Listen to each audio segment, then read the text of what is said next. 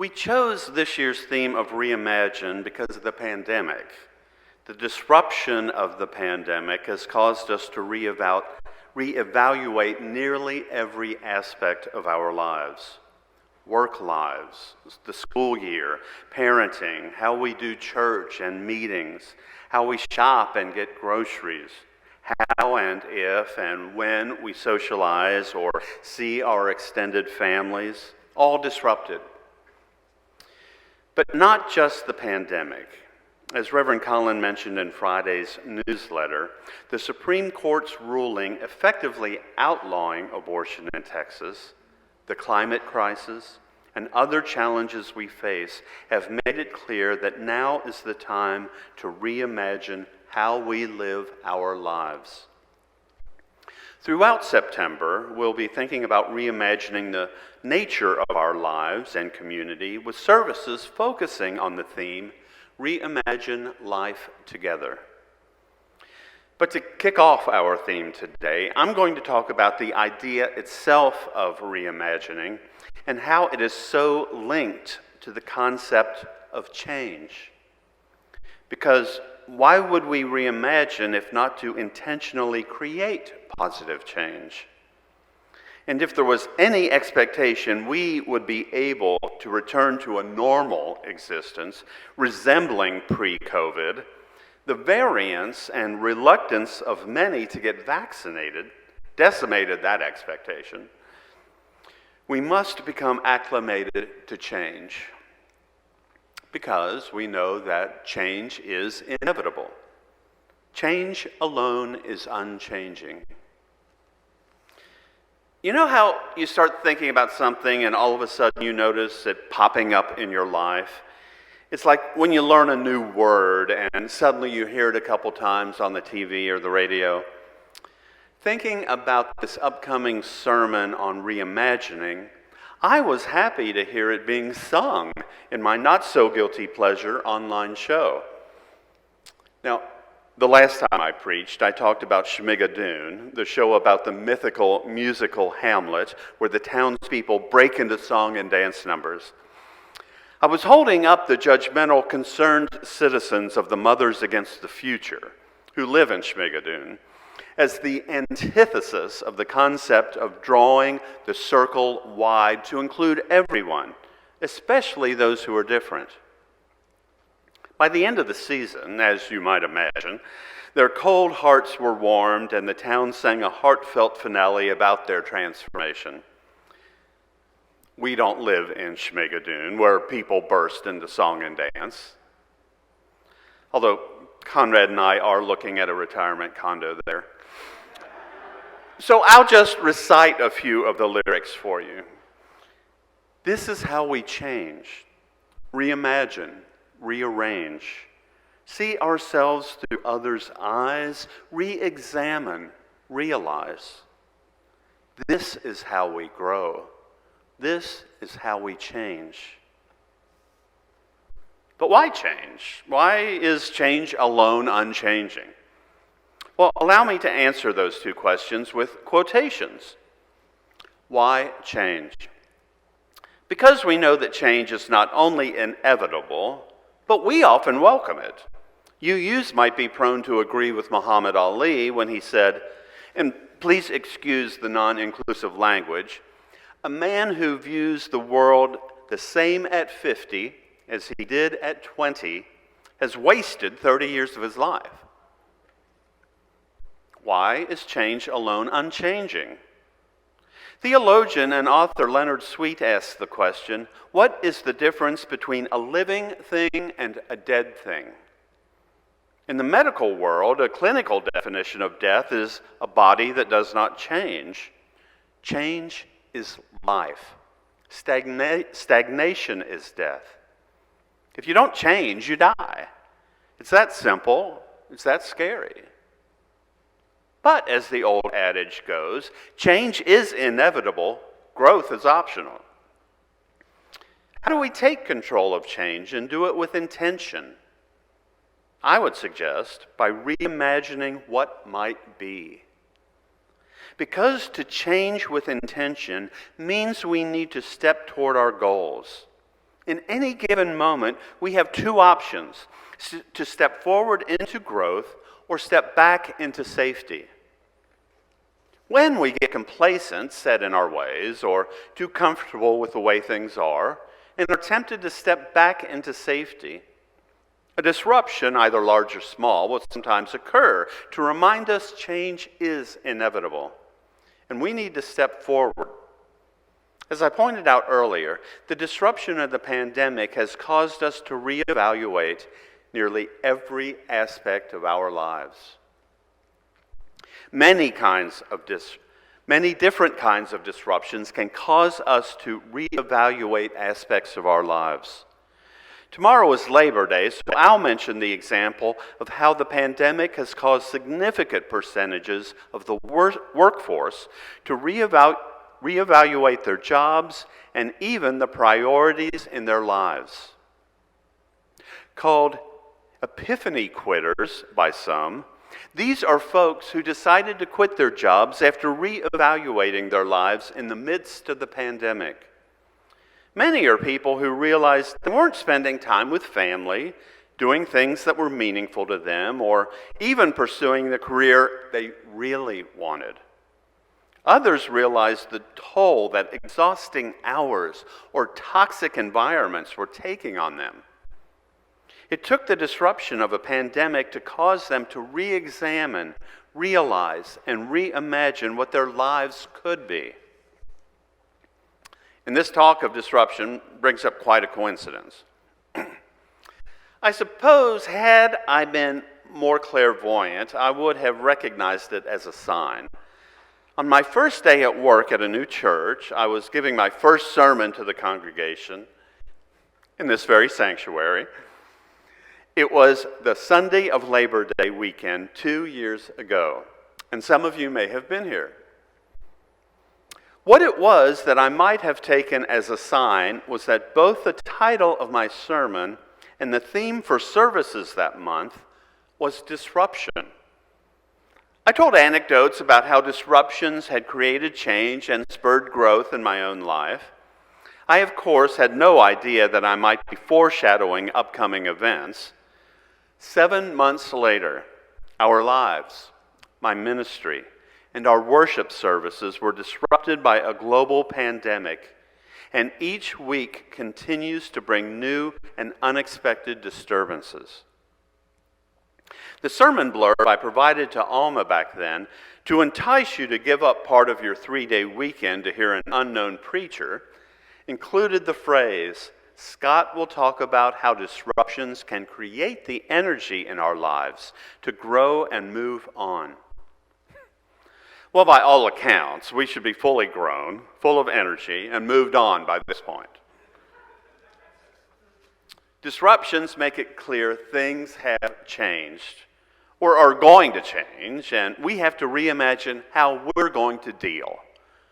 In my sermon 2 years ago, I talked about how I had just been serving as a chaplain in the Trauma 1 Safety Net Hospital in Dallas County, and most everyone I met was going through something that they, or really anyone, should not have to go through. An untimely death, or a bad prognosis, or any number of other major disruptions. Not only the patients, mind you. 2 of my colleagues had gone through painful divorces that they insisted they wouldn't wish on their worst enemy. But they say the experience has made them who they are today. They were forced to reimagine their lives, and those disruptions helped shape them into the people they are today. Soul-crushing decisions by politicians, devastating and destructive weather, a pandemic.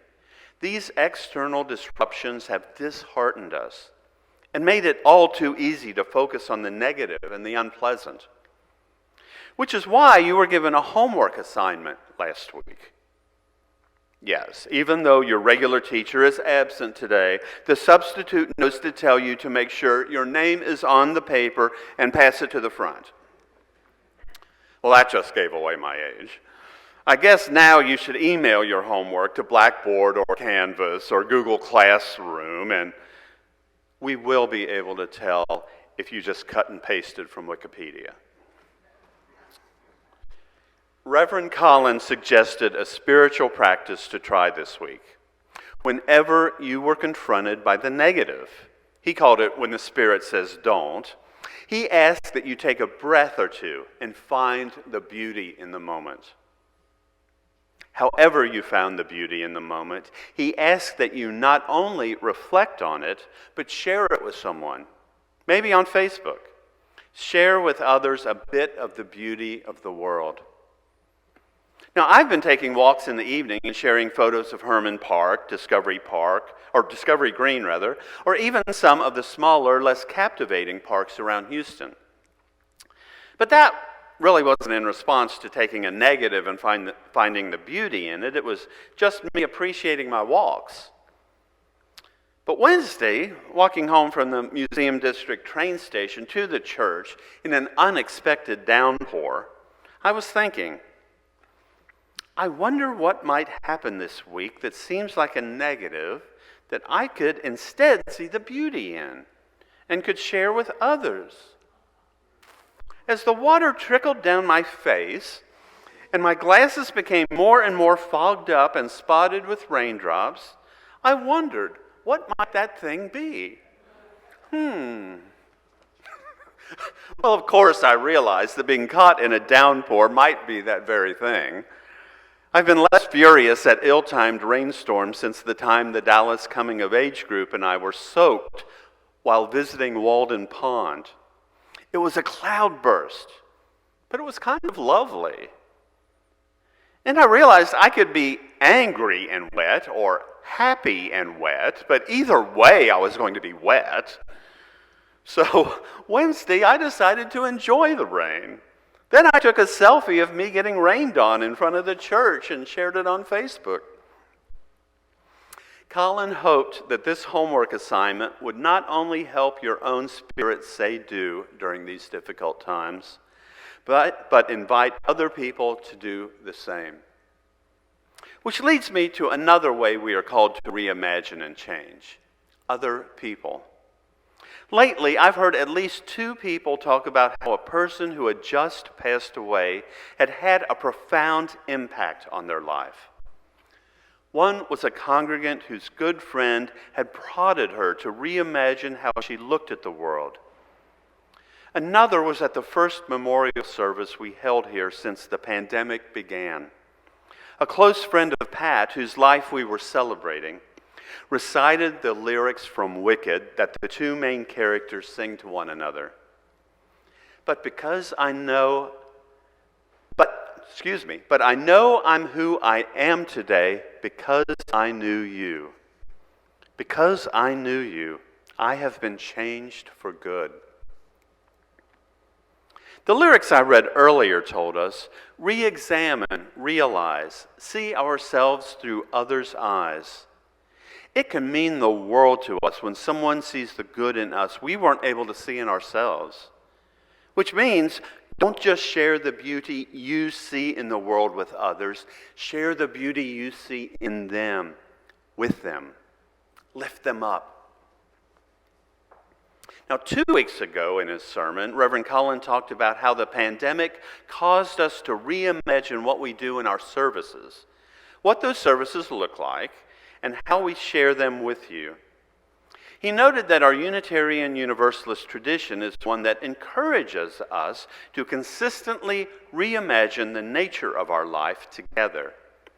And when asked where we stand, we reply, we do not stand at all. We move. English mathematician and philosopher Alfred North Whitehead wrote, "The art of progress is to preserve order amid change and preserve change amid order." If we're truly going to be intentional about change and make it work for us, we need to be able to manage our reaction to those changes outside our control and prompt positive change when we're not presented with a disturbance. Alfred North Whitehead was the defining figure of the philosophical school known as process philosophy, which spun off into process theology. I've mentioned it here in sermons before. It stands in contrast to the faith traditions that look suspiciously or even disapprovingly on change. Unitarian Universalists aren't like that. For one reason, because we don't believe we should all believe the same thing. We believe that our beliefs can and should change and grow over time. But if one believes there is only one correct belief, any deviance from that, meaning change, would be straying from the truth.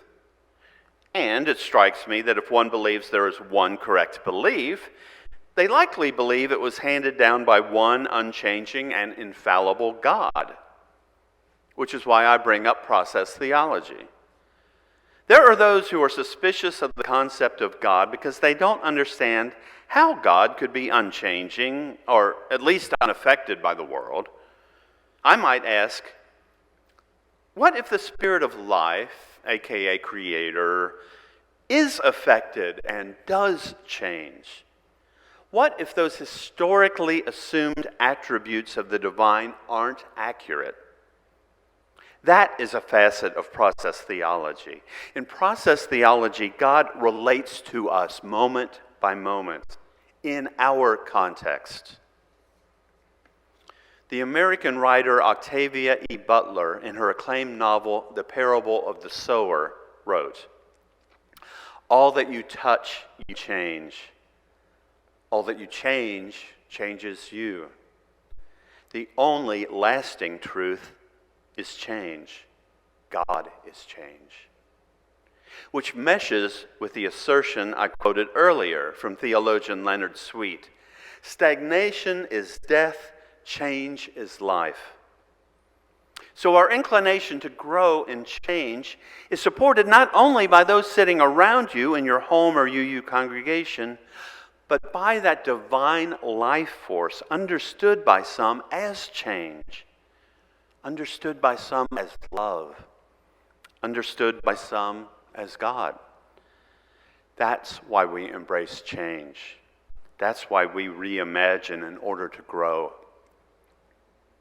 Throughout the year, we'll be looking at ways we might reimagine concepts like loss and gratitude, and reimagine how we'll approach issues like social justice or the climate crisis. But this month, we're reimagining our lives together. We gave you a homework assignment last week. Perhaps the one this week should be to begin thinking of things in your life you might reimagine. Or, prompted by our earlier reading, to try to keep that chaotic disruption under control with a constant stream of nudges. Perhaps it's how we live in community, or what family looks like. Maybe reimagine aspects of yourself where you'd like to step forward into personal growth, but found yourself stepping back into safety. There are certainly places in my own life I can reimagine reimagining, from exercise to spiritual practices. I could even reimagine how to end a sermon.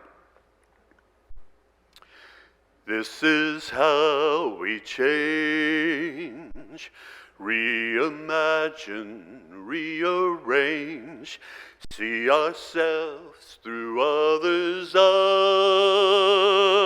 eyes, re-examine, realize, this is how we grow.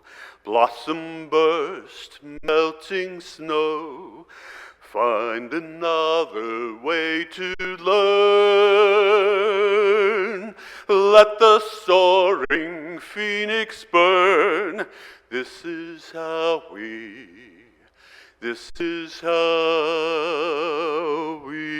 change. Amen.